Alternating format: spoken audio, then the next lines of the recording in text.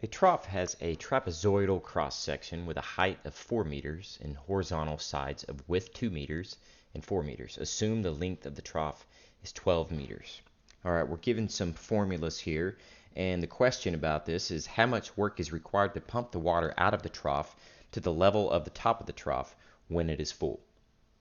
Okay, so first of all, let's put this on a coordinate grid to get a better idea of what we're looking at mathematically. So we'll put this on an XY plane. Okay, now we can look at the height. The height is going to be 4 meters to the top of the trough. At the bottom of the trough, we have a width of 2 meters, and at the top, we have a width of 4 meters. So if we center that on the coordinate plane, that means we would have, at the bottom, it would be 2 meters wide, so we'll go a meter each direction, which would make this point 1, 0, and that would make this point negative 1, 0. And as we go up, we go out another unit, and we go up 4 units. So we'll say it's about right there. Okay, not perfect, but good enough. And we'll create this trough. And let's see, what are these points right here? So this is 2 over and 4 up. So this would be the point 2, 4. And this is negative 2 and then 4 up. So this would be the point negative 2, 4. Okay, so that gives us an idea of what it looks like on a coordinate plane. Okay, so let's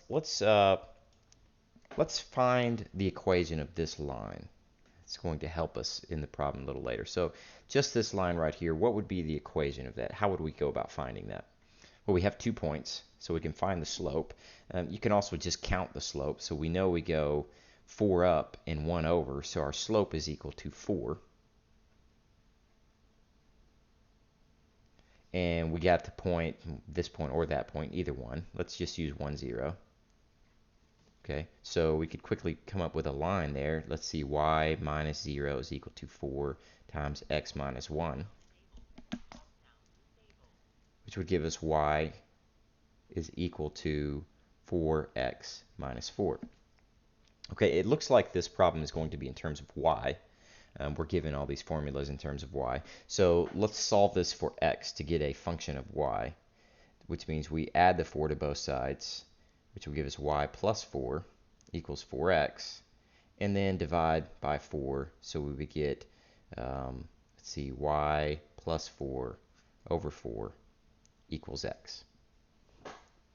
Okay, that gives us the equation in terms of y. Okay, so when we go to find the first thing that we're looking for on this, now we're given rho and we're given g, but we need to find this cross-sectional area of the trough in terms of y. So the cross-section is going to be the distance left and right here, okay, and also going to be the length, okay, because area is length times width. So we have the length is 12 if we look at this. But how far is this? Well, it depends on how high we are, right? But what our height is. Like if we're down here at the bottom, the width is 2, but if we're up here at the top, it's 4. Okay, so it's going to change in terms of where we're at, which is the reason we've solved and got this line over here. So we have a of y is equal to the length times the width. Our length is equal to 12, and our width is equal to, well, if we just look at our width in terms of x, this is, in this direction it's x, and this direction is x. We don't know how far that x is, but we know it's 2 of the x's. So we'll say, well, it's 2 x's. 1 x to the left and 1 to the right. How far, we don't really know, but that's why we have this line right here. So we can substitute in, instead of a 2 times x, we can multiply 2 times this stuff. Okay, so that will give us 12 times 2 times y plus 4 over 4. Okay, so let's see, what will that give us? This would be a 24, and divided by 4 will give us 6. Okay, so that's equal to 6 times y plus 4, which would be equal to 6y plus 24. Okay, so let's figure out, now that we have the a of y, it's this 6y plus 24, let's figure out the d of y, the lifting distance in terms of y. Okay, so the lifting distance is the distance between however far we're going down here and lifting up to the top, because it's asking us how much work is required to pump the water out of the trough. Okay, so how much water is in the trough, and how much is it having to lift up out of there? Well, if it's at the very top, it's not having to lift very far to get the water out. But as the water goes down, it's having to lift it further up out of the trough because it's 4 meters. So as we get down 1 meter, 2 meter, 3 meter, it's taking more work as we go down there. So the amount of work changes as the level of the water decreases. Okay, so we need that in terms of y. So we'll say, well, it is going to be a total of 4, but as we get more water out of there, it's minus y. So our function for the lifting distance in terms of y is, well, our total height is 4 minus y as we pull more water out of there. Okay. So at this point, you have an integral. You have all the things in this integral right here. Your a to b, well, what is that going to be? Well, if it's in terms of y, it's going to be from the bottom to the top, which is 0 to 4. So we've got from 0 to 4 of, let's see, we've got the 1,000. That's the rho, which is the density of the water. We've got g, which is 9.8 meters per second squared, which is 9.8 for us. We've got a of y, which is 6y plus 24. And then we've got 4 minus y, dy. This is the integral that we're going to solve. That should be a pretty basic integral once you take out all the constants. So let's see, if we pull out the 1,000 and the 9.8, then we get 9,800. But then we also want to factor out, maybe I shouldn't have multiplied this through it. Maybe I should have left the 6 out front. But we can go ahead and take that out now and just make it a y plus 4 in the middle. So as we also pull out a 6, that gives us a total of 58,800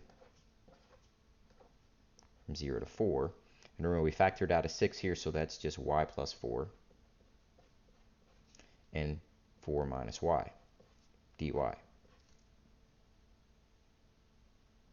Okay, and like I said, this is a pretty basic integral because you can just multiply this through pretty easily and do it term by term. So that would be 58,800 from 0 to 4 of, let's see, we've got 4y and minus 4y. Those two terms are going to cancel, right? So when we multiply, look here, we've got the y times 4, that's 4y. And then we've got the 4 times negative y, which is negative 4y. So the middle terms are gone because these are basically difference of squares. Okay, so you've got your outer terms, which is a 16 and a minus y squared. Okay, if we go ahead and integrate that, we get, let's leave the constant out front, we get 16y minus y cubed over 3. And that's going to go from 0 to 4. Now when you put in the numbers, when you put in your limits, the 0 and the 4, in the end you should turn out to get something about like this.